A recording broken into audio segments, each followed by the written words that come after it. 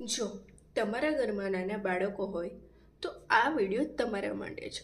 તમે જો તમારા બાળકોને મોટી વ્યક્તિની આદર કરતા શીખવવા માંગતા હોય તો જરૂરથી જોજો અને એમને પણ મોટો વ્યક્તિ છે એવી રીતે એમને પણ બિહેવ કરો અને એને પણ એવું થવું જોઈએ કે હું મોટી વ્યક્તિ છું.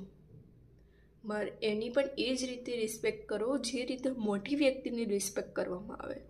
ના તો નાનું છોકરું છે એને તૂટાથી વાત ના કરો, એમને પણ તમે કરીને બોલાવો. તમે આવો, તમે જમો, તમે રમો. આ રીતે જો તમે શબ્દ કરીને યુઝ કરશો તો એ પણ વ્યક્તિ મોટી હોય કે નાનું વ્યક્તિ હોય તમેથી જ વાત કરશે અને એનામાં રિસ્પેક્ટ અનુભવ કરશો અને આદર વ્યક્તિ બનવાની એક નવી દિશા જાણશે.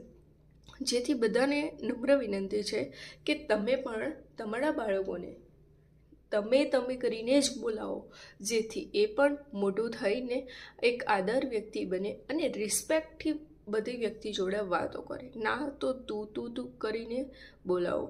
ઠીક છે, મારી વાત પર હોય તો કમેન્ટ કરજો અને લાઈક, શેર અને સબસ્ક્રાઈબ કરવાનું ના ભૂલતા.